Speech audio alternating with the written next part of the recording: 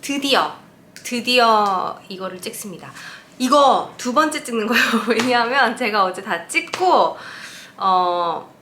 편집을 하려고 파일을 더 옮겼는데 보니까 인트로 파일을 지운 거예요. 그래서 지금 학교 가기 전에 부랴부랴 얼른 찍고 되게 오랜만에 한국어로 만드는 영상인데 얼마나 많은 분들이 보실지는 잘 모르겠어요. 제가 처음에 로스쿨을 간다고 뭐 인스타그램에도 올리고 유튜브로 발표를 했을 때 진짜 많은 사람들이 연락을 해왔어요.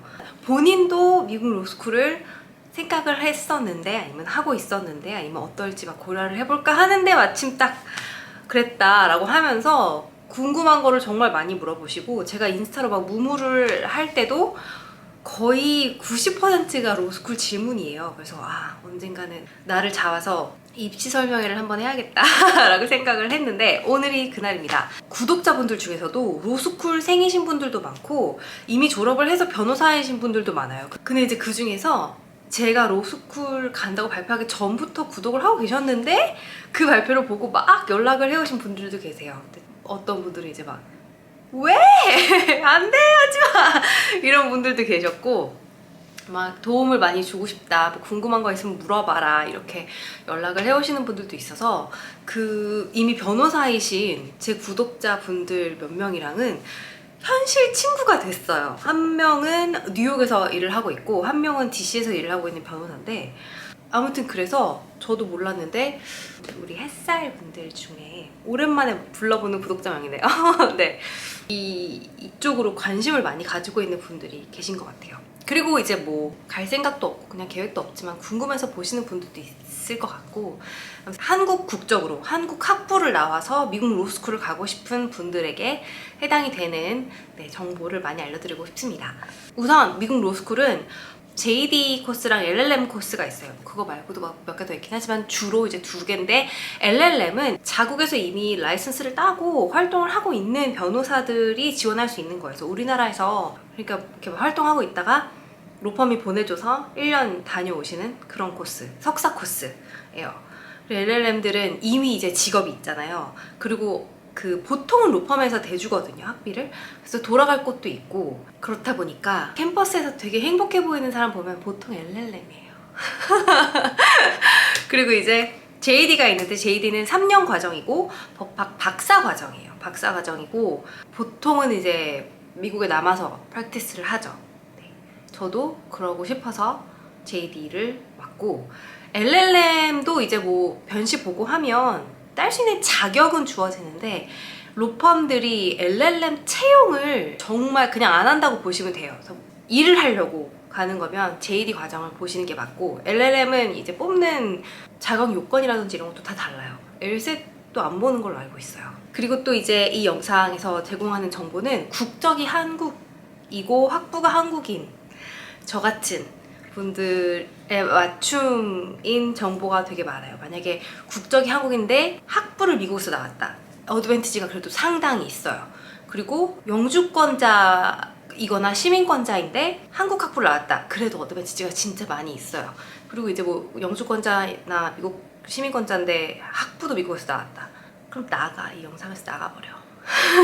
진짜 천지차이예요. 그 어려움이 학교 들어와서도 정말 많이 달라요. 많이 다르고, 그래서 만약에 정말 한국 학부인데 한국 국적이고 미국 로스쿨 생각하신다, 준비를 하신다 하시는 분들은 제가 정말 큰 용기와 최대한 많은 정보를 나누고 싶습니다. 정말 쉽지 않은 기회를 선택을 하셨어요. 근데 그만큼 그럴 가치가 있는 일이라고 또 말씀을 드리고 싶어요. 저는 한 번도 후회해 본 적 없거든요. 그리고 막 그렇게 영화나 책에 나오는 것처럼 무섭지 않아요. 근데 영화나 책에 나오는 것처럼 공부는 진짜 많이 해야 돼요. 그래서 이번 영상에서는 한국 학부 한국 국적으로서 미국 로스쿨 미국 변호사라는 커리어 패스를 이제 선택하는 거에 대한 장단점을 비교를 해보고, 다음 영상에서는 실제 입학해서의 학교 생활, 1학년 끝나고 여름방학, 2학년 끝나고 여름방학에는 인턴 일을 해야 되거든요. 그래서 그 인턴 잡은 어떻게 구했는지, 제 인턴 경험은 어땠는지를 나누도록 하겠습니다. 3학년이 끝나면 졸업을 하기 때문에 졸업을 하고 나서의 여름방학은 변시 준비를 하는 데 써요. 그래서 과정도 제가 이제 곧 겪어야 되는 건데 어떻게 준비하고 있는지도 다음 영상에서 나눠보도록 하겠습니다. 제가 로스쿨 관련해서 정말 많이 받는 질문 중에 하나가 내 조건은 지금 이러한데 갈 수 있을까? 이거는 K-POP 관련했을 때도 되게 많이 받는 질문이에요. 나 몇 살이고 어디 살고 노래를 이만큼 하고 춤을 이만큼 추고 얼굴은 어떻게 생겼는데 나 뭐 YG 갈 수 있을 것 같아? JYP 갈 수 있을 것 같아? 아니 저는 이런 질문을 정말 싫어하는데 무슨 답을 해야 될지 모르겠는 질문이기 때문에 싫어요. 그리고 이런 질문을 하는 사람들은 보통 뭘 못해. 이런 질문을 할 수 있는 정신 상태로는 뭐를 할 수 없어요. 아니 그러면 내가 뭐 학교도 붙여줄게, 연습생 붙여줄게 이렇게 개런티를 해주면 시도를 하겠다는 거야. 시도를 해주시겠다는 건지. 내가 점쟁이가 아닌데 이것을 어떻게 알 것이며. 그리고 또 정량화할 수 없는 제가 지금 머리를 방금 감아서 말리는 중이라 산발이에요.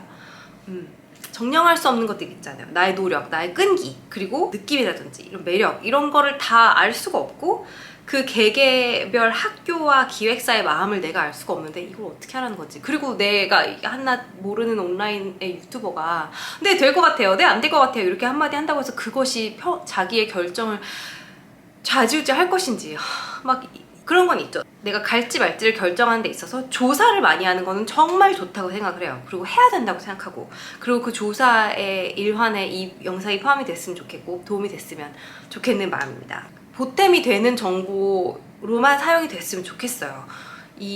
그 현실적으로 가능성이 크다, 적다, 보통 합격률은 이렇다, 저렇다 뭐 이런 거를 보고 아 나는 합격률 50% 미만이면은 안 하는 게 맞겠어 라고 생각하는 거는 정말 바보 같은 생각이라고 생각합니다. 네, 합격률이 5%이면 어쨌든 5%는 붙는 거잖아. 합격률이 0%면 안 가는 게 맞지. 근데 그래도 저는 지원을 해볼 것 같아요. 만약에 너무 가고 싶으면. 근데 합격률이 1%라고 하더라도 어쨌건 그 1%는 붙는 거잖아요. 저는 늘 그런 합격률에 크게 연연을 하지 않는 성격인데 오디션 봤을 때도 그렇고 저희 영재육성 오디션 봤을 때도 전국 오디션에 막 한 3,4천 명 모였었는데 9명 뽑았어요. 몇 명 뽑는다고 얘기가 없었고 몇 명이 모일 건지도 몰랐는데 결론적으로는 그렇게 됐었고, 그리고 뭐 입시할 때도 제가 수시 지금은 없어진 걸로 알고 있는데 수능 아예 안 보는 수시로 들어갔거든요. 수시 1학기로 들어갔는데 수시 1학기로 고대 국작부를 10명을 뽑았어요. 330명이 처음에 지원을 해서 논술, 뭐 성적, 토플 이런 걸로 그 1차를 300명을 떨어뜨리고 30명을 면접을 봐서 20명을 또 떨어뜨리고 10명을 뽑았어요. 근데 33대 1이었죠. 근데 뭐 어쨌건 붙는다는 거 아니야? 어쨌건 10명은 뽑는다는 거 아니야? 라는 마음으로 갔고, 만약에 그 수치나 통계가 영향을 미치는 상황이려면 정말 현실적으로만 결정을 내릴 때는 그럴 수도 있을 것 같아요. 이게 만약에 꿈이다 그러면 이제 뭐 앞뒤 안 보고 달려드는 건데 굉장히 현실적인 커리어 초이스다 라고 하면 조금 더 냉정해질 수는 있죠. 근데 저도 미국 로스쿨이 아주 현실적인 결정이었거든요.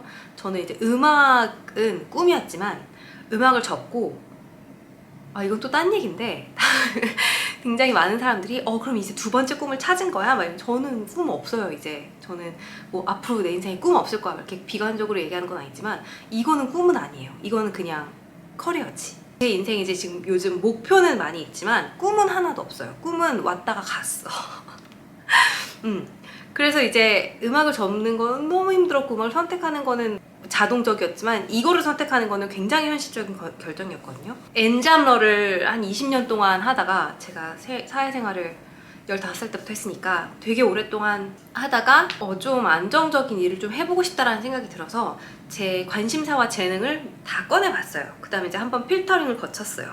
좀 특출난 재능과 많은 관심사는 어떤 것들인가 그래서 좀 골라놓고 그 다음에 이제 그걸로 할 수 있는 일들을 이제 나열을 해봤는데 그 중에서 인풋 대비 아웃풋이 제일 좋을 것 같은 게 이거여서 미국 변호사를 골랐습니다. 근데 그거를 골랐을 때 이게 유일한 초이스도 아니었고 꿈도 아니었기 때문에 플랜 B, C, D, E, F, G, H, I, J, K, L, M, N, P가 다 있었단 말이에요. 그치만 뭐 안 돼 말고 이렇게 가벼운 마음은 또 아니었어요. 왜냐면 이거를 준비하는데 들어가는 정성이나 노력과 시간과 돈이 진짜 꽤 있었거든요. 근데 안 하면 계속 좀 마음에 남을 것 같고 후회를 할 수도 있을 것 같고, 그래서 그래 해보자 라고 했어요. 그리고 해서 안 돼도 해본 걸로 미련이 남지 않는 것으로도 충분하다라는 생각이 들어서 결정을 했고, 그렇게 생각해요. 인생에서 가치가 있는 것들은 늘 리스크를 수반을 하고 안전하게 갈 수 없다고 생각해요. 근데 그만큼 다 가치가 있으니까 소중한 거겠죠? 그래서 이제 어제 제가 찍고 편집해 놓은 장단점을 보시고 도움이 많이 되셨으면 좋겠어요. 저는 얼른 학교를 가보도록 하겠습니다. 먼저 미국 로스쿨 장점에 대해서 말씀을 드릴 건데, 재밌어요. 그리고 재밌어야 다닐 수 있는 곳이라고 생각해요. 법 공부가, 영어로 하는 법 공부가 깊게 파고들 수 있는 공부고, 뭐 옳고 그르다, 맞다 틀리다, 애매한 건 왜 애매한지 이렇게 정답을 찾는 과정이 굉장히 재밌고, 그거를 좋아하시는 분들이라면 이렇게 그런 intellectual curiosity를 탁 채워줄 수 있는 곳입니다. 그래서 저는 한 분야에 막 파고드는 거 좋아하고, 책 읽는 거 좋아하고, 글 쓰는 거 좋아하고, 그래서 적성에 굉장히 잘 맞았어요.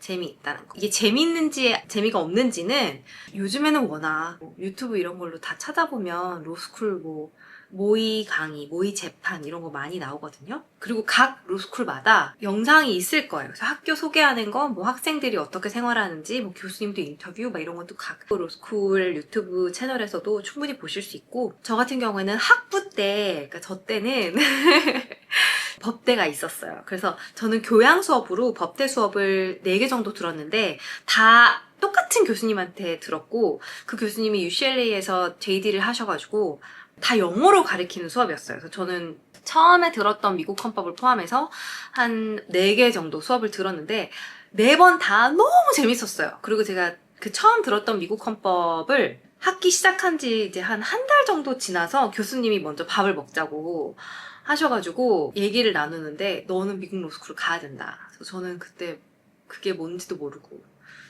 막 녹음하고 이러고 있었는데, 저는 가서 할 건데요. 저 곧 데뷔하는데요. 그랬죠. 근데 그래놓고 14년, 15년 뒤에 연락드려가지고 교수님 저 추천서 써주세요. 내가 진작에 가라고 했지? 그런 일이 있었습니다. 아무튼 그래서 저는 학부 때부터 운이 좋게 법대 수업을 이제 경험해 볼 수 있어서, 아, 미국 로스쿨이 이런 곳이겠구나. 그리고 뭐 갈 생각은, 그때는 이제 갈 생각은 없지만 가면 굉장히 재밌겠다. 나 이거 잘하네. 라는 거는 굉장히 일찍부터 파악이 됐었어요. 그래서 저는 이제 제일 먼저 재밌다는 거를 장점으로 뽑은 게, 뭘 하든 이게 장기적으로 볼 그런 커리어면 재미가 있어야 돼요. 내가 아무리 뭐 이걸로 돈을 많이 벌고 사회적 지위가 생기고 막 이런 걸 다 떠나서 재미가 있어야 돼요. 저는, 그리고 저랑 비슷한 그런 학구적인 취향을 가진 분들이라면 굉장히 재밌어할 거라고 생각이 듭니다. 제가 한국 로스쿨, 한국 법을 생각하지 않은 이유, 여기 살짝 얘기를 하자면, 우선 법 시스템이 달라요. 미국이랑 한국이랑. 저는 이제 미국 법 쪽을 공부를 한 게 더 재밌었고, 한자를 읽을 수가 없고. 저는 그리고 또 이거는 사회생활을 하신 분들이라면 큰 장점이 될 수도 있는 것 같은데, 규칙적인 생활을 해야 되거든요. 특히 1학년은 생활표를 그 시간표를 우리가 짜는 게 아니에요. 학교에서 알려줘요. 너는 1학기 때는 이 수업을 들을 거고, 이제 봄학기 때는 이 수업을 들을 거고, 이 수업은 누가 가르칠 거고, 강의실은 어디고, 몇 시부터 몇 시까지다. 그러니까 정말 저는 사회생활을 이제 15살 때부터 했으니까 한 20년 동안 굉장히 자기 주도적으로밖에 살 수 없는 상황이었어요. 뭐 타고난 것도 그렇기도 했지만, 그렇지 않고서는 생활이 안 되는, 어쩔 수 없이 자기 주도적이어야 했었어요. 그래서 엔잡러를 했으니까 제가 했던 모든 잡들이 다 프리랜서였어요. 그 생활을 한 20년 동안 하다 보면, 좀 누가 시키는 걸 좀 해보고 싶다라는 마음이 들어서, 너 무슨 요일에 몇 시에 여기 가서 뭐 배워? 라고 하는 게 너무 좋았어요. 그래서 저는 그게 굉장히 큰 메리트였어요. 규칙적으로 생활할 수 있는 거. 그리고 아무래도 학교에 와서는 뭐 아르바이트 같은 거 할 수 있고 인턴십도 할 수 있겠지만, 어쨌건 돈을 버는 게 아니라 쓰는 입장이기 때문에 뭐 막 그런 수입과 지출에 대한 스트레스가 상대적으로 덜하죠. 그것은 이제 졸업한 후에 내 몫이. 그래서 저는 이제 로스쿨이 약간 방학 같았어요. 이렇게 얘기하면 조금 그런가? 근데 저는 진짜 너무 방학 같았어요. 그래서 로스쿨 막 가서 이제 1학년 때 선배들이 와가지고 이렇게 막 토닥토닥 하면서 너네 살면서 이렇게 힘든 건 겪어본 적 없지? 이랬을 때 혼자 되게 휴가 온 기분으로 3년을 살았고, 물론 공부량 자체가 굉장히 많아서 이렇게 많이 읽으라고? 라고 생각이 들 때도 많아요. 특히 1학년 때는. 근데 다 그냥 정말 그냥 찡찡댄 거지 원래 하던 일들에 비하면 너무 편했어요. 그 다음 장점으로는 나이가 있습니다. 한국 로스쿨에 비해서 상대적으로 나이에 관대한 것 같아요. 두 가지 이유가 있는데, 원래 제가 한국 로스쿨을 안 다녀봐서 그 입시 과정을 잘은 모르지만 주변에서 들어보면 나이가 허들이 된다고 하더라고요. 근데 이제 미국 같은 경우는 나이가 있는 걸 선호하기도 하고, 그리고 나이 자체를 좀 신경을 안 쓰는 문화이기도 해요. 로스쿨뿐만 아니라 그냥 미국 문화 자체가. 그 두 가지 이유로 나이에 좀 상대적으로 관대가 된 것 같은데, 나이를 더 중시하는 이유는 단순히 그냥 나이를 먹었다를 좋아하는 게 아니라, 이게 지금 직업학교잖아요. 우리 학생들이 졸업을 하고 직업을 찾아야 되는데, 로펌 입장에서 아니면 뭐 이제 변호사가 이제 갈 수 있는 직장들 입장에서는 사회생활 경험이 있는 변호사여야 클라이언트랑 이렇게 관계도 잘 맺을 수 있고, 코워커 사이들에서도 관계가 좋을 수 있고, 그리고 사회생활을 했던 경험을 좀 많이 쳐줘요. 그래서 그 학부 졸업하자마자 로스쿨을 오는 학생들의 비율이 한 20-30%인 것 같고, 보통은 한 3년에서 5년 정도의 사회생활을 하고 로스쿨 오는 게 가장 일반적이에요. 그게 대다수의 사람들이라서 평균 연령이 한 20대 후반 정도인 것 같고, 그보다 더 일을 많이 하다가 온 저 같은 사람들도 있어요. 학부에서 straight through JD로 온 사람들은 KJD라고 하거든요. 킨더가든에서 이제 유치원에서 JD로 쉼 없이 왔다. 이거를 KJD라고 하고, 그냥 저처럼 이제 5년 이상 혹은 10년 이상 work experience가 있는 사람들이 이렇게 양극단에 조금씩 있으면, 요만큼 대부분은 이제 한 3년에서 5년 정도의 work experience를 가지고 있는 사람들인데, 그걸 로스쿨이 선호를 합니다. 3년에서 5년이 좋다는 게 아니라 사회생활이 있는 걸 좋아해요. 그래서 이제 나이에 대해서 상대적으로 관대하다는 게 또 다른 장점이 될 수가 있죠. 나이로 이렇게 차별을 받는다기보다는 너는 이런 경험이 있었구나, 우리는 그런 거 너무 좋아 라는 이제 평을 받을 수 있다는 거. 한국은 이제 로스쿨뿐만이 아니라 그냥 사회 전반적으로 나이의 제한이 굉장히 많은 것 같아요. 뭔가 막 경력직을 찾는데 20살이어야 되고 막 이런 말도 안 되는 그런 거 있잖아요. 특히 연예계가 진짜 심한데, 그래서 저는 처음 연습생 시작할 때 15이었는데 그때도 나이 많다는 얘기를 들었어요. 그리고 그냥 어딜 가도 나이가 늘 되게 많다는 얘기를 들었어요. 마지막 회사랑 계약했을 때가 막 24 이랬는데 24을 어떻게 계약을 해? 막 이랬었단 말이에요. 그런 첫 진입 장벽이 나이가 굉장히 세다는 걸 저는 한국에서 너무 많이 느꼈고, 특히 연예계가 심하고, 왜냐면 그렇게 24살 마지막 계약을 할 때 그렇게 모두를 충격에 빠뜨린 나이였음에도 불구하고 제가 24살 때 첫 책을 냈어요. 근데 그때 출판사에서 저를 너무 애기로 봤어요. 우리 베이비 작가님 약간 이렇게 애기가 책을 쓴대 이렇게. 근데 그 작가 풀에서는 또 되게 어린 편이었던 거죠. 처음에 시작을 할 때는. 근데 뭐 지금 나이로는 졸업을 바라보는 지금 나이로서는 네. 점점 더 이제 한 살 한 살 먹을수록 한국에서는 그런 게 좀 더 심하지 않나라는 생각이 있어요. 장점! 미국 로스쿨을 나오면 미국 변호사가 됩니다. 미국 변호사는 많이 벌어요. 그리고 한국 로여 연봉은 구체적으로 모르지만 대충 이제 들어보잖아요. 근데 이제 같은 연차로 봤을 때, 그리고 또 연차마다 다르고 펌마다 다르고 뭐 인하우스인지 뭐 여러 가지 그 상황에 따라서 좀 달라지지만, 좀 이렇게 제가 아름아름 건너서 들어본 걸로 비교를 해보자면 같은 연차끼리 봤을 때 미국 로여가 더 많이 받아요. 물론 뉴욕을 살면 뉴욕 물가가 있고 많이 나가고 하지만 그래도 더 많이 벌어요. 이거는 이제 빅로 한정이에요. 근데 이제 한국 국적의 한국 학부로서는 빅로가 유일한 길이에요. 그래서 이제 제가 미국인이면 미국 로스쿨 와서 스트레스 받을 필요가 없다고 하는 큰 이유가, 미국 로스쿨 나온 미국인이면 뭘 해도 돼요. 그리고 뭐 한 1-2년 놀아도 돼요, 사실. 괜찮아. 스몰 로펌 가도 되고, 그냥 혼자 하는 솔로 프랙티셔너랑 일을 해도 되고, non-profit 가서 volunteer work 해도 되고, government 가도 되고, 아카데미아 가도 되고, 뭘 해도 돼. 그냥 JD 부스트 커리어로 가도 돼. 변호사를 안 해도 돼. 그냥 다 돼. 정말 길이 너무 많아요. 근데 해외 국적이면 빅로 아니면 답이 없어요. 왜 그런지는 조금 이따가 더 설명을 드릴게요. 아무튼 그래서 이제 우리가 갈 길은 빅로입니다. 빅로 한정으로 많이 벌어요. JD를 따서 갈 수 있는 여러 가지 길들 중에서 빅로가 제일 많이 벌어요. 저한테 있어서 또 다른 장점은 빅로는 페이 스케일이 나와 있어요. 해마다 조금 업데이트가 되긴 하는데 그냥 1년 차는 얼마 받고 2년 차는 얼마 받고 보너스는 얼마 받고 이게 그냥 테이블로 다 정리가 돼 있어서 연봉 협상을 안 해도 돼요. 물론 이제 보너스를 받고 말고의 기준은 약간 로펌마다 차이가 있고 그 billable hour를 몇 시간을 해야 되고 말아야 되고 이런 것도 다 펌마다 차이가 있고 하지만 어쨌건 기본급은 정해진 대로 준다고 보시면 돼요. 또 다른 장점. 성차별이 없어요. 없다고 말하고 싶어요. 미국 친구들이랑 얘기를 하면 아직 갈 길이 멀다. 갈 길 먼 거 맞지. 그리고 이제 뭐 유리천장 아직도 있다. 근데 이제 한국에 살던 제가 와서 봤을 때는 없는 거나 마찬가지다라고 할 수 있을 정도로 정말 차이가 많이 느껴져요. 로스쿨도 그렇고 로펌도 그렇고 그 DEI를 굉장히 많이 내세우는데 우리는 뭐 여성 파트너 변호사가 몇 %다. 출산을 하고 결혼을 하고 나서도 다시 복직을 할 수 있도록 이런 장치를 마련을 해놨다. 이런 거를 굉장히 많이 푸시를 해요. 우리 이런 거 정말 준비 잘 돼 있다. 뭐 입학했을 때 여학생 비율, 뭐 취직했을 때 뭐 여성 비율 막 이런 것도 굉장히 신경을 쓰는 거를 티를 많이 내요. 그리고 그냥 생활을 하다 보면 그냥 남자 사람들이랑 인터랙션을 할 일이 많잖아요. 이 사람들이 나를 사람으로 대해주고 있구나라는 생각에 충격을 꽤 많이 받았어요. 초반에. 1학년 때. 이거는 평생 한국에서만 있어 보면 또 모를 감정이고 저는 이제 아무래도 여행 작가 일을 하면서 굉장히 여러 나라의 사람들과 이제 인터랙션을 해왔는데 그때도 약간씩 느꼈지만 이렇게 꾸준히 한 곳에 정착해서 살면서 오래 느껴본 건 되게 처음인 거죠. 한국은 얘가 나를 이성적으로 좋아하지 않아도 나를 이성적으로 대해요. 이건 여자들만 아는 느낌인데 그런 게 있어요. 제가 그 잠깐 패션 사업을 했잖아요. 그걸 정말 빨리 접은 이유가 여자 혼자 사업한다는 게 정말 보통 일이 아니라는 거를 많이 느꼈고 아무튼 그래요. 성별이 내 아이덴티티에 굉장히 큰 부분을 차지하고 있다는 느낌? 근데 미국은 그게 아니에요.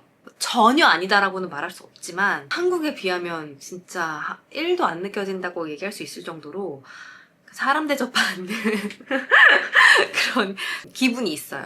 미국 로스쿨의 또 다른 장점으로는 저는 그 연습생 때부터 큰 무대를 좋아했어요. 저는 큰 무대가 좋습니다.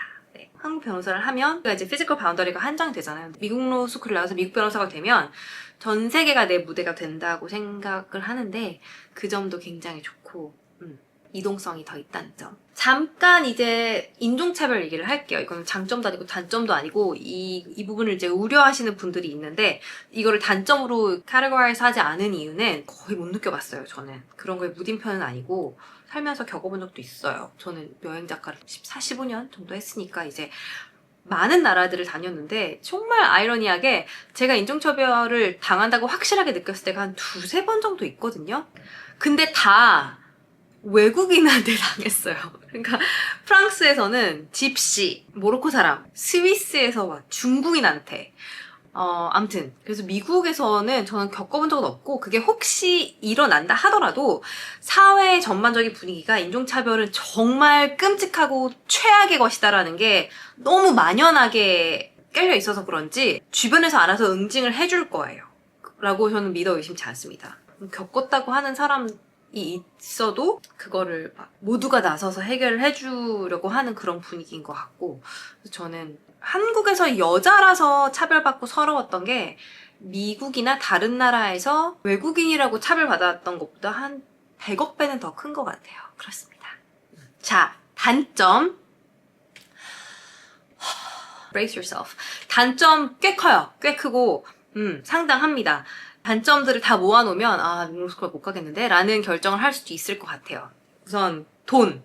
정말 많이 물어보시고 for good reason. 그럴만해요. 왜냐하면 이게 굉장히 큰 부분이기 때문에 제가 추천서를 받으려고 이제 교수님한테 이제 찾아가서 부탁을 드리는데 저 미국 로스쿨 생각하고 있는데요 라고 하자마자 너 돈 많아? 너 돈 많이 모아놨어? 라고 하셨을 정도로 정말 이렇게 걱정을 주변에서 많이 했을 정도로 돈이 많이 들어가요. 여기서 또 이제 국적의 불리함이 나오는데 근데 뭐 당연한 거죠. 자국민 혜택이 더 많아야 되는 거니까. 그래서 미국인들은 우리나라 학생들이 우리나라에서 정부 학자금 대출 받는 것처럼 미국에서 정부 학자금 대출이 나와요. 그 프라이빗 론에 비하면 정말 저렴하게 잘. 이제 뭐 미국 학생들은 이제 그것도 비싸다 뭐 이렇게 하지만 프라이빗 론 인트레스트 레이트는 뭐 그냥 빵원으로 시작해도 미국인들은 그 전액 대출로 다닐 수가 있어요. 어딜 붙건. 외국인은 그렇지가 않아요. 우선 얼마 드는지를 이제 얘기를 하자면 이것도 굉장히 투명하게 학교 홈페이지에 나와 있어요. Cost of Attendance라고 해서 학교 홈페이지마다 예상을 해서 average로 내놓은 숫자가 있고, 개인적인 경험으로 말씀을 드리자면 제가 전혀 사치하면서 살지 않았거든요. 3년 동안. 근데 실제 Cost of Attendance가 이거보다 훨씬 많이 들어요. 특히 뭐 렌트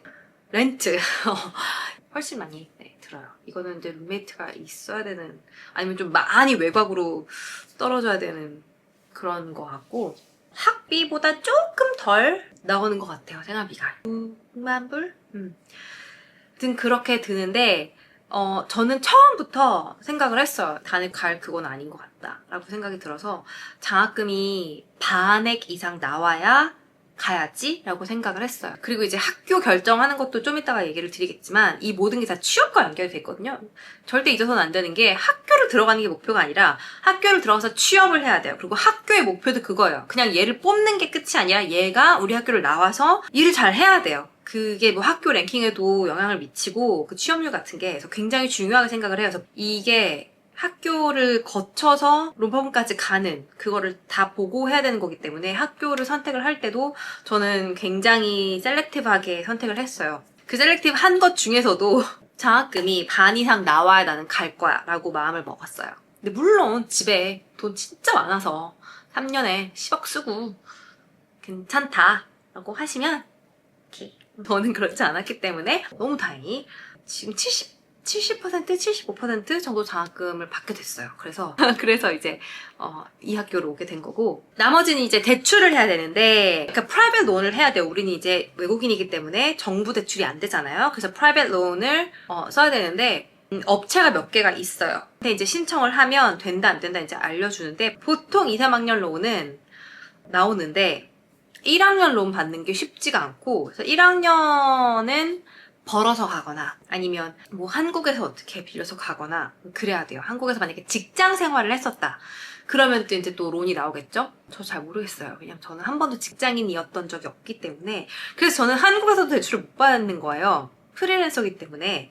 제가 프리랜서 활동을 하면서 수입이 진짜 들쑥날쑥하거든요. 정말 막 1월에 번 거 10배를 막 3월에 벌고, 그랬다가 다시 또 1월에 벌었던 거 반을 4월에 벌고, 뭐 이런저런 일들 하러 가끔 은행에 가면 은행에서 꼭 이 인컴이랑 스펜딩이 이런데 왜 신용카드를 안 만드세요? 라고 하는 거예요. 그래서 신용카드도 만들고 대출도 받고 막 다 해라. 근데 조금 이제 검색을 해보더니 근데 너무 들쑥날쑥하셔서 안 되겠다. 그래서 저는 한국에서 신용카드가 없었어요. 그래서 그리고 제가 리서치를 진짜 많이 해봤는데 정부 재단, 사설 재단에서 해외 유학생한테 주는 장학금 같은 것도 있거든요. 로스쿨은 해당이 안 돼요. 로스쿨은 해당이 정말 하나도 안 돼요. 물론 몇 년 사이에 제가 이제 한 2, 3년 전에 알아봤으니까 그 사이에 뭐 생겼을 수도 있지만 정말 단 하나의 장학금도 로스쿨에 해당이 되는 데가 없어요. 하나도 없어. 없어. 더 옛날로 넘어가면 미국 로스쿨생한테 주는 론이 있었어요. 우리은행이었나? 하나은행이었나? 아무튼 있었어. 근데 없어졌어요. 뭔가 수지타산이 안 맞으니까 없앴겠죠? 아무튼 그래요. 그래서 한국에서 받을 수 있는 것도 굉장히 한정적이기 때문에 최소한 1학년 거는 벌어가시는 걸 추천을 드립니다. 아니면 뭐 달리 이렇게 론을 받을 수 있는 방법을 알아보시는 게 좋을 것 같고, 1학년부터 편하게 사설론을 받을 수 있는 방법은 미국인 혹은 미국 그 permanent resident가 그린카드 홀더가 보증인을 해주면, 그러면 이제 1, 2, 3학년 론도 사설 업체에서 조금 더 수월하게 받을 수가 있어요. 그러니까 미국에 이미 이제 크레딧이 어느 정도 있는 신용 점수가 좋은 사람이 보증을 이제 해주면 조금 더 수월하게 받을 수가 있다는 점. 근데 이게 들쑥날쑥해요. 개인적으로 저는 굉장히 risk averse 한 사람이어서 2학년 론이 나올까 말까도 저는 보증을 두고 이제 2, 3학년 론을 받았거든요. 근데 또 될지 안 될지가 너무 막 스트레스풀했고, 입시 과정에서 온라인을 저는 정말 많이 안 들어갔는데 막판에 들어갔었거든요. 레딧 막 이런 거.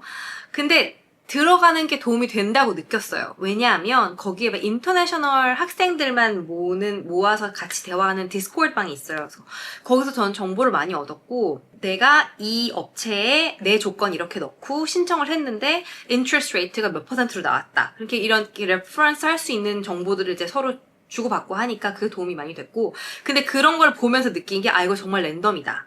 왜냐하면 워크 익스피리언스가 하나도 없는 막 23살짜리 여자애가 최저 인트레스트 레이트를 받은 거였는데 그것도 7%인가 그랬어. 입시 준비를 하다 보면 아시겠지만 학교별로 약간 그런 게 있어요. 장학금을 많이 주는, 아니면 장학금 되게 짜게 주는 학교, 뭐 이렇게 좀 레퓨테이션들이 있는데, 장학금을 그렇게 아주 정말 짜게 준다고 소문난 아주 랭킹이 높은 학교에서 단액 장학금을 받고, 모국에서 10년 넘게 이미 막 변호사 활동을 했고, 그런 사람이 최고 인트레스트 레이트를 막 받아오고 막 이런 거예요. 그래서 이거 정말 랜덤이구나.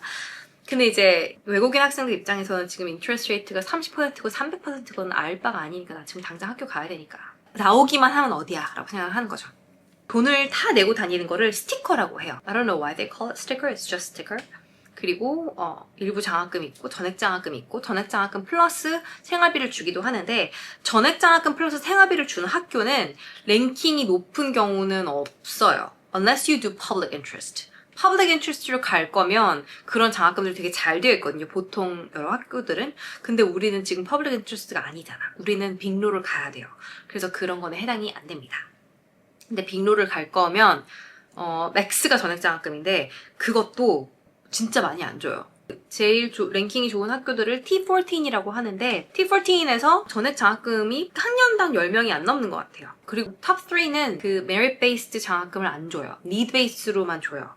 그래서 내가 경제 사정이 정말 안 좋다라는 걸 프루브를 해야 그거에 해당되는 만큼 이제 대출이 나오는 거고, 학교에서 빌려주는 거고, 예일, 스탠포드, 하버드는 그래요. 내가 정말 돈이 한 푼도 없다. 그럼 이 셋 중에 하나를 붙으시면 돼요. 빨리 가서 이제 LSAT 만점을 받아야겠죠? 그게 아니고 나머지 T14을 이제 목표로 하는 게 가장 현실적인데, 그 중에서 이제 전액 장학금을 받을 거면 그러려면 이제 LSAT 만점을 또 받아야겠구나. 근데 LSAT 만점을 받는다고 개런티가 되는 게 아니니까. LSAT 만점 받고 우리 학교 온 친구들도 되게 많이 있어요. 뭐 T3 이제 제외하고 규모가 제일 작은 학교가 시카고인가? 200명. 그리고 제일 많은 학교가 우리 학교 560명. 거기서 이제 10명 정도를 전액 장학금을 주는데, 퍼블릭 인트레스트를 빼고 로펌 갈 애들 중에 그거를 얼마를 줄지 모르겠어요. 전액이 아니고 상당 퍼센티지를 장학금으로 받을 마음을 먹었던 이유가 그렇습니다. 자, 두 번째 단점은 비자예요. 비자인데 학교는 어딜 붙어도 학생 비자가 나와요. 근데 이제 H1B, work 비자는 신의 은총을 받아야 받을 수 있는 그런 비자입니다. 우선 조건은 스폰서가 있어야 돼요. 스폰서는 이제 내 고용주. 스폰서가 나 얘 스폰서 할 거다라고 하고 그 H1B 지원하는 비용 다 내고 서류 이런 거 다 스폰서가 해야 돼요. 내가 하는 게 아니에요. 스폰서가 다 해준다고 하더라도 스폰을 받은 H1B 지원자들을 이 풀에 모아놓고 로또를 돌려요. 3월에. 그래서 뽑습니다. 당첨률은 해마다 내려가고 있다고 들었어요. 그래서 불과 한 4, 5년 전만 해도 50%라고 들었는데 지금 한 20% 된다고 해요. 그러니까 뭐 힘들죠? 그래서 한 번에 되는 경우는 정말 없고, 제 윗학년 이제 한국인 학생 스튜던트 오거나이제이션이 있는데 네, 한 명도 없어요. 한 명도. 한 번에 된 사람이 단 한 명도 없어. 매년 3월에 하는 거기 때문에 첫 로또를 3학년 2학기 때, 마지막 학기 3월에, 저는 이제 한 달 후에 해요. 이제 물론 그러려면 이미 2학년 때 빅로 인턴을 하고 오퍼를 받아야 돼요. 그래서 이제 12 summer internship이 정말 중요해요. 그게 안 돼서 3학년 마지막 학기 때까지 스폰서가 없으면 첫 로또를 못 하는 거죠. 만약에 안 된다 하면 그 다음 해를 기다려야 되는데, 그 다음 해 거는 또 할 수가 있어요. 왜냐하면 F1 비자, 학생 비자가 끝나고 나면 1년 동안 OPT라고 그 유예기간이 있어요. 유예기간 그 OPT는 또 이제 따로 신청을 해야 돼요. 그것도 이제 곧 저희 학교에 신청을 할 건데, 그건 이제 2월 2월에 신청을 하면 OPT를 받아서 졸업하고 1년 동안 쓸 수가 있어요. 내년 3월까지 커버가 되는 거니까 올해 3월에 안 되면 내년 3월에 또 한 번 더 트라이를 해볼 수가 있는 거죠. That's our last chance. 그게 만약에 안 된다. 그럼 이제 OPT도 끝나. 여름에 이제 쫓겨나는 거죠. 나가야 돼요. 어쩔 수가 없어. 이거는 뭐가 결혼을 하면 되기는 되는데 그래서 인터내셔널 친구들이 1학년 때부터 데이팅 앱을 그렇게 돌려. 나 결혼해야 된다고. 그렇습니다. 네. 그래서 두 번의 기회가 있어요. 근데 이제 두 번째에도 안 되면 고용주가 이제 또 방법이 있어요. 고용주가 해외 지사로 나를 보내놓고 어쨌건 나 미국 밖으로는 나가야 되잖아요. 해외 지사로 보내놓고 또 로또를 계속 돌리는 거 될 때까지. 그래서 얘가 되면 그 지사에서 다시 미국으로 데려오는 거. 그거를 해주는 회사는 우선 해외 지사가 있어야 돼요. 해외 지사가 있을 정도로 규모가 큰 로펌을 이제 빅로라고 하는데 그래서 이제 외국인들은 무조건 빅로다. 빅로를 가야 된다라고 얘기를 하는 거죠. 1학년 때 네트워킹 할 때도 그랬고 2학년 OCI 뭐 할 때도 그랬고 엔터테인먼트 리리게이션 부티크 막 이런 데서 연락이 되게 많이 왔어요. 근데 그들도 알고 저도 알아요. 어차피 우리는 바로 만날 수는 없다는 거. 우리가 너한테 오퍼를 줄 수도 없고 우리는 스폰서 해주고 싶은 마음이 굴뚝 같지만 스폰서를 한 번밖에 못 해주니까 의미가 없는 거예요. 만약에 그 20% 찬스에 안 되면 나는 쫓겨나는데 그 리스크를 이제 감당을 서로 할 수가 없는 거죠. 근데 그냥 네트워킹만 하는 거예요. 뭐 딴 데 가서 뭐 커리어를 계속 쌓다가 우리가 어떻게 다시 만날지 모르는 거니까 우선 한번 만나보자 라고 해서 네트워킹을 해본 회사들도 굉장히 많고 그러니까 이 국적이 문제가 안 됐으면 취업이 훨씬 더 수월할 수 있는데 그렇지가 않아요. 우리는 무조건 빅로를 가야 돼요. 그리고 빅로는 그 아까 말씀드렸다시피 JD를 따고 갈 수 있는 모든 그 커리어 패스 중에서 돈을 제일 많이 준다고 했잖아요. 그렇기 때문에 성적을 굉장히 많이 봅니다. 성적도 보고 학교 랭킹도 봐요. 안 본다고 하면 거짓말이야. 로스쿨 들어와서 생활을 하다 보면 그 각 로펌들의 레퓨테이션이나 얼마나 셀렉티브한지는 자연스럽게 알게 돼요. 뭐 이런 설명회도 많고 네트워킹할 기회도 많고 친구들끼리 뭐 서로 이제 정보를 전해주기도 하고 그런데 정말 막 진짜 4.0 아니면 들이대지 마라고 할 수 있는 막 그런 펌들도 있고 어떤 로펌은 그냥 홈페이지에 우리는 이 학교 학생들한테서만 레주메 받아요 라고 막 써놓는 데도 있고 학교 랭킹이 어딜 가든 잘하면 돼 이거는 아니에요. 랭킹이 중요해요. 그래서 비자가 중요하기 때문에 그리고 저는 애초에 미국 로스쿨을 가서 한국으로 돌아갈 생각을 한 게 아니라 미국 로스쿨 졸업해서 미국에서 일하는 거를 목표로 했기 때문에 비자가 굉장히 중요했어요. 미국 로스쿨이 한국 로스쿨보다 훨씬 비싼데 그 시간과 돈을 들여서 한국으로 리턴을 해서 한국에서 미국 변호사로 활동을 하는 게 목표다 라고 하는 거는 잘 모르겠어요. 사실. 그러니까 물론 다른 뭐 가족이 있다든지 이런저런 건강상의 이유라든지 그런 개인적인 이유는 물론 있을 수 있지만 커리어를 놓고 봤을 때는 그게 굉장히 더 좋은 커리어로 간다는 아니죠. 아니에요. 그리고 한국으로 리턴을 한다고 하더라도 요즘 한국 로펌들 최소한의 워크 익스피리언스를 본다고 들었어요. 그러니까 졸업하자마자 그냥 막 한국 로펌들한테 갈 수 있는 것도 아니에요. 그들도 셀렉티브 하겠죠.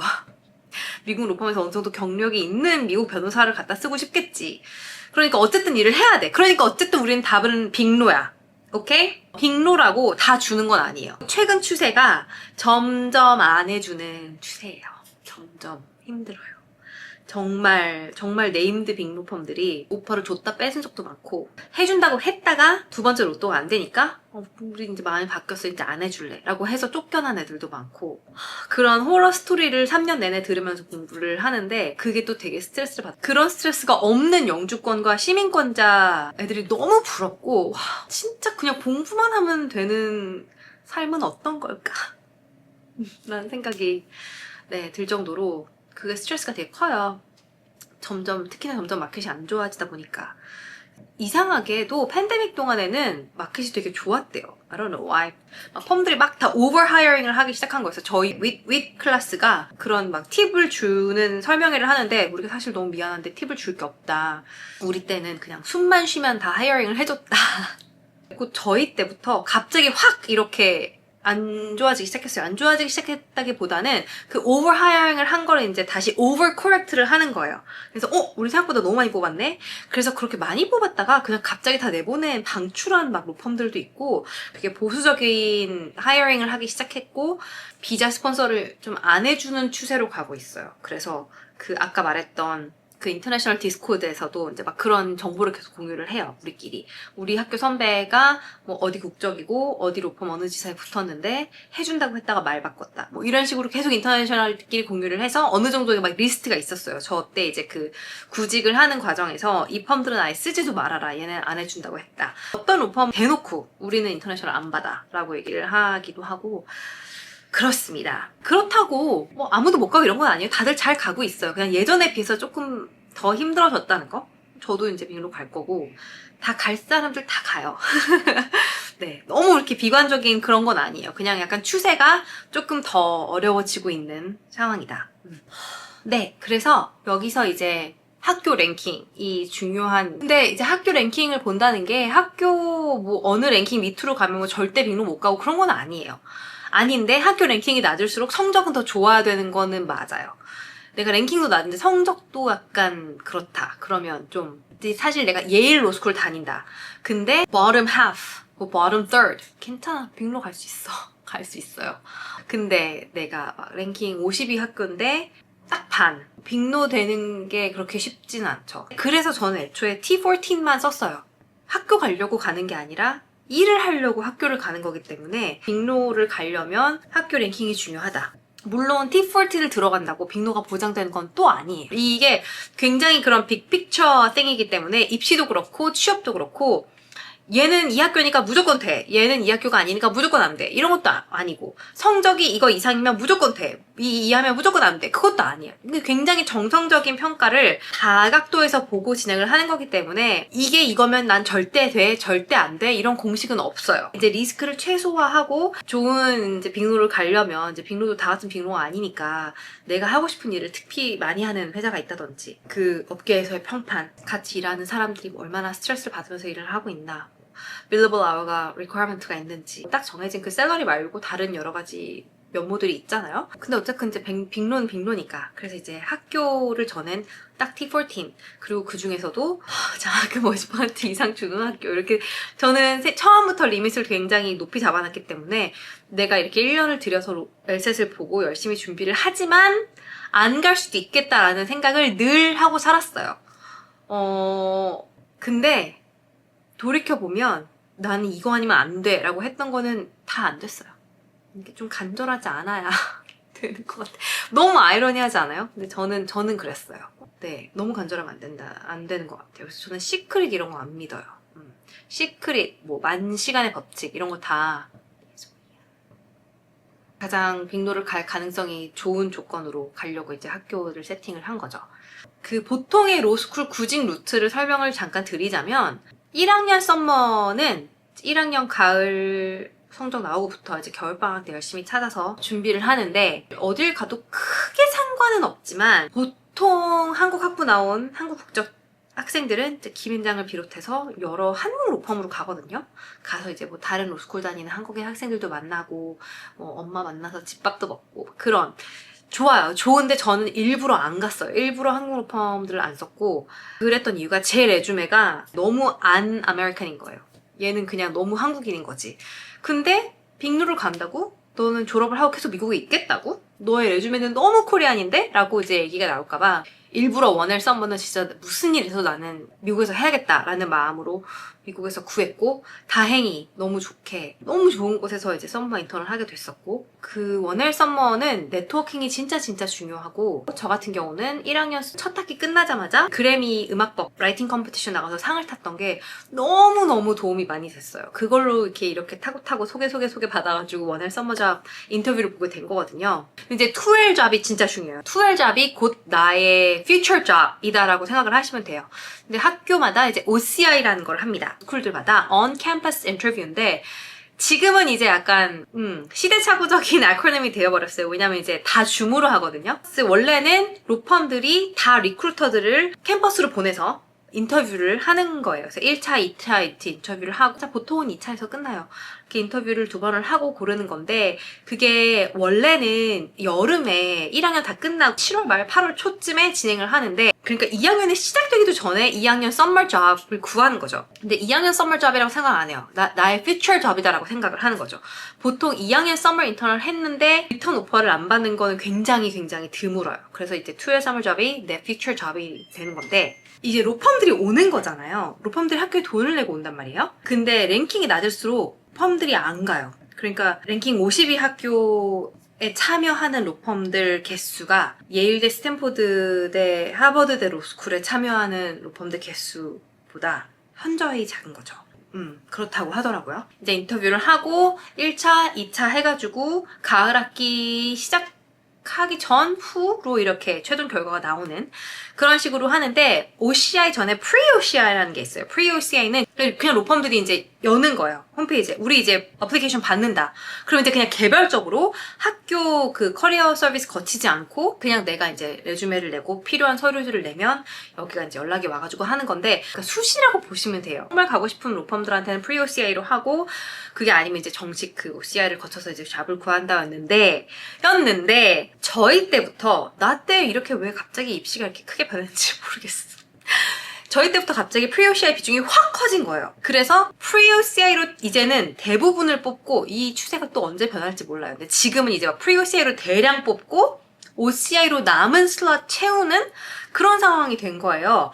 그리고 올해는 OCI 자체가 8월이 아니라 5월로 당겨졌어요. 그러니까 봄학기 성적이 나오기도 전에 OCI를 한다는 거는 물론 봄학기 성적을 뭐 나중에 받긴 하겠지만 로스쿨 1학년 1학기 성적이 그냥 내 커리어를 좌지우지한다가 된 거죠. 그래서 지금 1학년들 프레셔가 진짜 클 것 같은데 그렇게 OCI가 5월이라는 건 무슨 뜻이냐? Pre-OCI가 지금이라는 거예요. 그래서 또 여기서 또 내가 만약에 랭킹 낮은 학교를 가서 진짜 공부를 잘해가지고 뭐 빅노를 가야지라고 생각을 하면 기회가 하나밖에 없는 거예요. 가을 학기에서 약간 조금 적응을 하는 그걸로 보내고 봄학기에 확 반등을 해서 내가 오버all GPA를 높여서 가는 그런 게 아니라 그냥 들어가자마자부터 너무 잘해야 돼.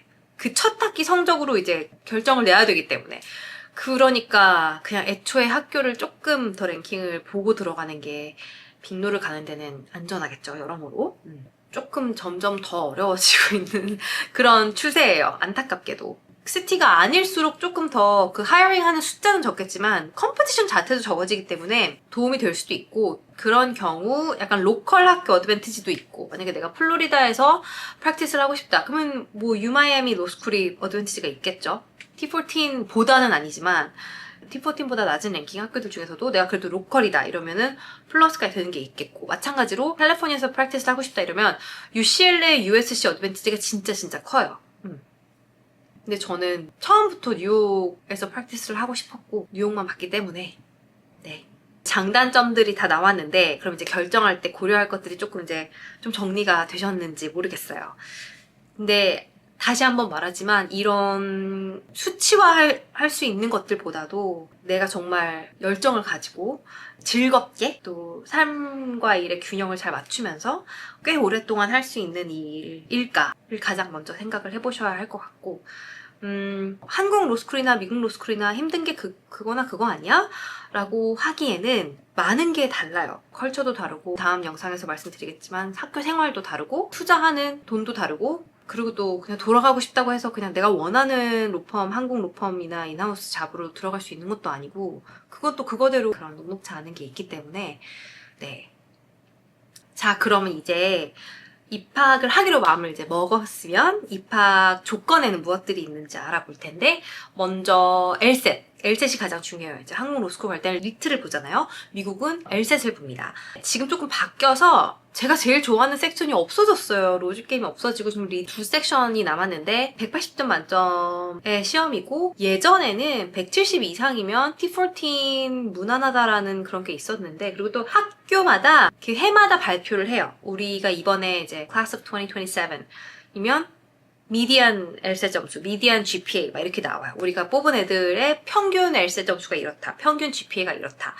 근데 우리는 한국 학부잖아요. GPA가 카운트가 안 돼요. 우리 GPA는 뭐 superior, above average, average, 그다음에 뭐 below average인가 이렇게 뭐 4가지 카테고리를 나뉘는데 S를 받건 뭐 A를 받건 크게 상관없는 것 같고 뭘 받건 그 알파벳은 학교 랭킹이라든지 뭐 이런 거에 반영이 안 돼요. 그래서 그냥 우린 GPA가 없는 거나 마찬가지예요. 근데 우리가 GPA로 컨트리뷰트를 못할 거면 LSAT이 더 높아야 되잖아요. 그래서 보통 그냥 한간에 떠도는 말에 의하면 그 어떤 학교도 이렇게 막 공식적으로 얘기한 적은 없지만 보통 그렇게 얘기해요. 인터내셔널이고 GPA가 없으면 네가 LSAT을 미디엄보다 한 3점은 더 받아야 된다. 지금은 170 넘은 걸로 T14을 그렇게 막 호기롭게 지원하기에는 점점 더 이제 인플레이션이 되면서 꽤 그래도 더 잘 받아야 D14 한번 써볼 수 있지 않겠나라는 생각이 들고 그 외의 것들을 소프트라고 하는데 저는 소프트가 굉장히 셌어요. 그 소프트도 막 티어를 막 나누고 막 이러는데 구체적인 티어가 막 있는 건 아니에요. 근데 예를 들어서 만약에 내가 올림픽에 나가서 메달을 땄다. 그럼 티어 1이겠지. 내가 뭐 노벨상을 탔다. 그러면 티어 1이겠지. 뭐 학부 다니면서 공모전 몇 번 나갔어요. 뭐 학생 회장이었어요. 이런 거는 그렇게 막 도움이 막 되는 그런 건 아니에요. 그래서 뭔가 굉장히 딱 봤을 때 얘 진짜 인트레스팅하다. 얘가 뭔가 로펌들도 얘를 되게 탐낼 만한 소프트가 있다 라고 생각이 되는 것들이 입시에도 도움이 됩니다. 저는 엔잡들이 이렇게 다 있었지만 가장 크게는 이제 음악이랑 여행작가 2개가 있었는데 이 둘 중 무슨 얘기를 꺼내도 모두가 다 이 얘기를 하고 싶어 해요. 제 레주메를 들고 저희 학교 커리어 서비스에 갔을 때도 그렇고 제가 네트워킹을 하거나 인터뷰를 하거나 누구를 만나건 제 레주메를 이렇게 딱 냈을 때 열에 8번은 자기가 평생 태어나서 본 레주메 중에 이렇게 인트레스팅한 레주메는 없다. 너 진짜 너무너무 유니크하다 라는 얘기를 되게 많이 들었어요. 그래서 저는 소프트가 그 입시에도 취직에도 큰 도움이 될 거라는 거는 알고 있었어요. 소프트가 유니크하신 분들 플러스 팩터가 크게 돼요. 소프트도 절대 무시할 수 없는 저는 제 리걸 커리어를 거의 뭐 소프트 푸시를 많이 받았다고 할 수 있는 그런 편이고 리걸 마인드는 이것도 약간 그렇게 퀀티파이 할 수 없지만 필요한 덕목이라고 생각해요. 이거는 뭐 입시에 필요한 건 아니지만 인터뷰에서 어느 정도 이걸 보는 것 같아요. 인터뷰를 할 때 인터뷰를 한 학교가 있고 안 한 학교가 있는데 저희 학교는 꼭 해요. 저희 학교는 입학하는 사람들은 꼭 인터뷰를 해야 되는 약간 몇 안 되는 학교인데 그 인터뷰 때 그거를 보는 것 같더라고요.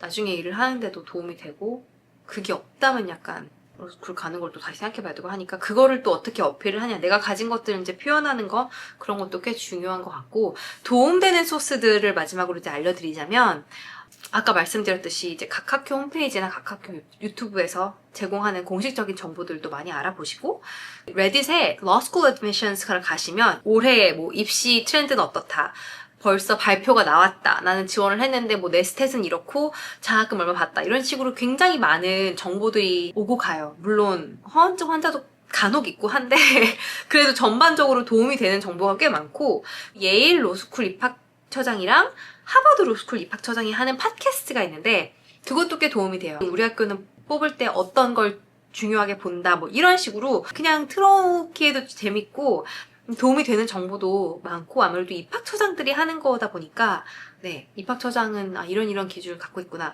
미시건 러스쿨의 입학처장 교수님도 그 유튜브에서 좀 활발하게 활동을 하고 계시고 이분 거는 제가 특히 좋아하는 게 그 입학 관련된 이야기를 반 정도 하고 나머지 반을 그래머 얘기를 하시는데 그거 되게 좋아해요. 네. 그리고 되게 제일 유명한 뭐 스파이비 컨설팅이라고 컨설팅 채널도 하나 있고 그래서 뭐 정보는 뭐 점점 더 많아지는 추세예요. 그리고 뭐 찾아보시면 뭐 저 말고도 로스쿨 다니는 유튜버들도 진짜 많을 거라서 그 로스쿨 생활이 어떤지도 엿볼 수 있고 그리고 제가 그 학학 요건 중에 영어를 꼽지 않은 이유가 영어는 무조건 잘해야 돼요. 영어는 정말 잘해야 돼요. 영어로 법을 공부를 하고 법을 프랙티스를 해야 되잖아요. 이게 가서 내가 뭐 잠을 1시간씩 자면서 공부를 열심히 해서 영어도 늘어야지는 안 돼요. 이미 올 때부터 영어를 한국말만큼이나 편하게 할 수 있어야 그 공부를 다 따라갈 수가 있어요. 그래서 영어는 그냥 기본이라고 생각을 하시면 돼요. JD를 하고 있는 학생들을 보면 다 영어가 한국말이랑 똑같이 편하다고 할 수 없지만 아무래도 모국어니까 굉장히 근접하게 편한 수준으로 잘 해야 돼요. 네. 오늘 영상에서 조금 두서없이 장점과 단점들을 막 이렇게 나열을 해봤던 것 같은데 더 궁금하신 거 있으면 리플로 달아주시고 다음 영상에서는 실제 입학해서 학교 생활은 또 어떻게 진행이 되는지 그리고 1학년 때 인턴십, 2학년 때 인턴십, 로펌에서의 생활은 어떤지 그리고 졸업하고 나서의 로스쿨러들의 변시 준비 생활 이런 것도 조금 더 설명을 해보도록 하겠습니다. 도움이 되셨으면 좋겠어요. 안녕.